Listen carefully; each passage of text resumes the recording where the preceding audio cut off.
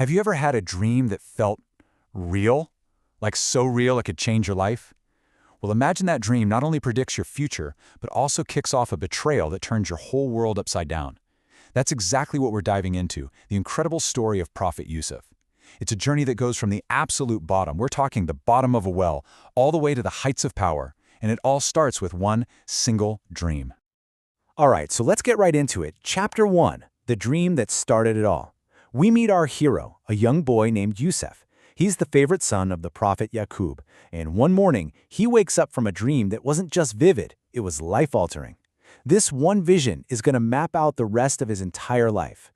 So what does he do? He runs straight to his dad and he's like, "Dad, you won't believe this." He describes this wild vision, 11 stars, the sun and the moon. And get this, they were all bowing down to him. I mean, talk about a mysterious image, right? What on earth could that mean?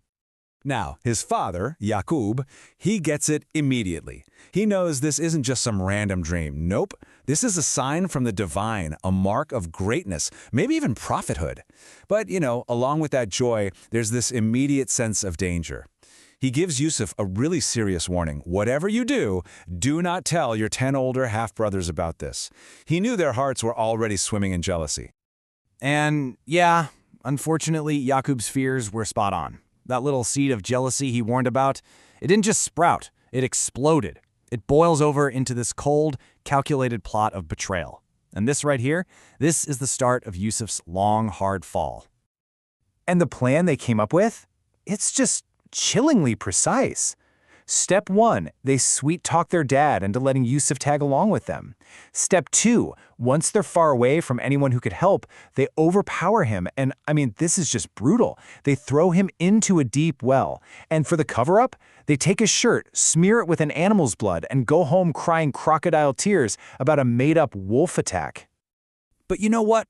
Yusuf's story is nowhere near over. He gets found by a passing caravan, and for a second you think, okay, rescue. But that hope just vanishes. Instead of being saved, he's taken all the way to Egypt and sold into slavery, just like that. He becomes the property of a high-ranking official, a man named Al-Aziz. Okay, so fast forward a few years. Yusuf grows up into this incredibly wise and frankly handsome young man. And that, of course, brings a whole new kind of trouble. His master's wife, Zuleika, tries to seduce him. He's not having it, so he runs. As he bolts, she grabs his shirt from behind and rips it. So what does she do? She flips the script and accuses him.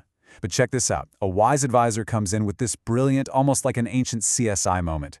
The logic is simple. If he was the aggressor, the shirt would be torn from the front. But if she was, and he was running away, well, the tear would be on the back. So his innocence is basically proven, right? But it doesn't matter. To save the family from scandal, to protect their honor, Yusuf gets sent to prison anyway. And the craziest part, for him, it was actually a relief. He preferred the hardship of a cell to the temptation of sin. Wow, talk about a powerful testament to his faith. And it's right here, in this dark, lonely prison cell, which should be his absolute lowest point, that the whole story just flips on its head. This is the big turning point. The very place that was supposed to be his end, his rock bottom, becomes the launch pad for his incredible rise to power. You just can't make this stuff up. So while he's in prison, people start to notice something special about Yusuf. He has this divine gift. He can interpret dreams. He does it for a couple of his cellmates, and his predictions are spot on. Years go by, and then the king of Egypt has this super disturbing dream, and nobody in the kingdom can figure it out. But that one prisoner, the one who was freed, he remembers Yusuf. The king's dream, 7 fat cows getting eaten by 7 skinny cows. Yusuf hears it and knows exactly what it is, a dire prophecy for the entire nation. And the key number in all of this? 7. Yusuf's interpretation wasn't just, hey, bad times are coming. It was a literal roadmap for survival. He told them, you're going to have 7 years of incredible harvests. Use that time to prepare, because right after that, 7 years of a devastating famine are going to hit. And this plan, this foresight, it wasn't just going to save Egypt. It was going to save the whole region. The king is just blown away by this wisdom. He immediately orders Yusuf's release.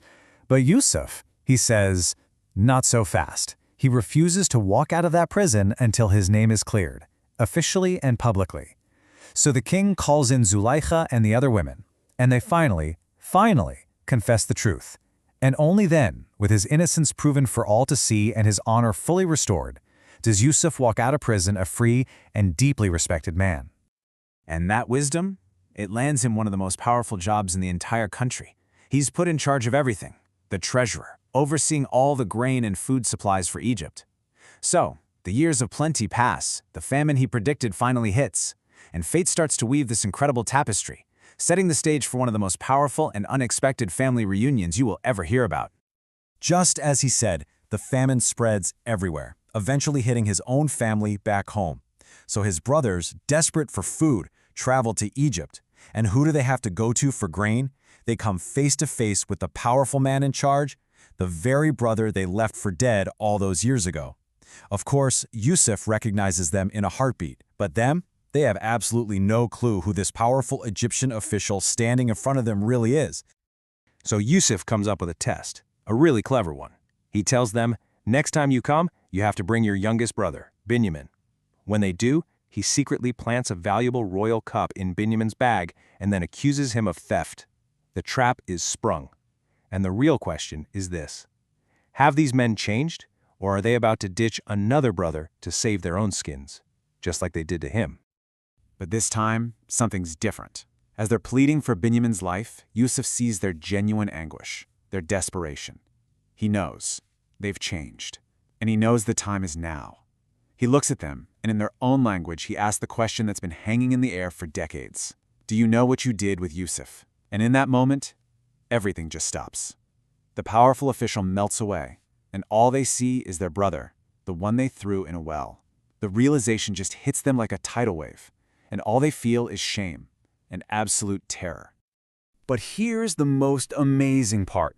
They're probably expecting anger, revenge, maybe even execution. But instead of any of that, Yusuf gives them something they could never have imagined: total, immediate forgiveness. He actually comforts them. It's a level of mercy, of grace, that just completely shatters their fear. And that incredible act of forgiveness, well, it brings the whole story full circle. It leads us right into the final chapter and to the real, profound lesson at the very heart of Yusuf's incredible journey. So Yusuf brings his whole family down to Egypt. He's reunited with his father Yaqub, who'd actually gone blind from all the years of grieving for his lost son. And in this beautiful final scene, as his father, his mother, and all 11 of his brothers are there before him, that dream from his childhood finally comes true. The sun, the moon, and the 11 stars, they were all there, just like he saw. So, what's the big takeaway from this epic story? It all comes down to the power of unshakable faith. I mean, just think about everything he went through. Betrayal, slavery, false accusation, prison. Any one of those things would be enough to make a person bitter for life. But not Yusuf. He never lost sight of the bigger picture, of a greater plan. He just focused on being the best man he could be in every single situation, trusting that his patience and his integrity would pay off in the end. And boy, did it ever. And that really leaves us with one final, powerful question to think about. The story of Yusuf shows us that true resilience, it's not just about gritting your teeth and surviving something tough. It's about holding on to who you are, your character, your faith, while you're going through it. It makes you ask yourself, right? When we face our own seemingly impossible challenges, where do we find the strength not just to get through it, but to actually come out the other side a better person?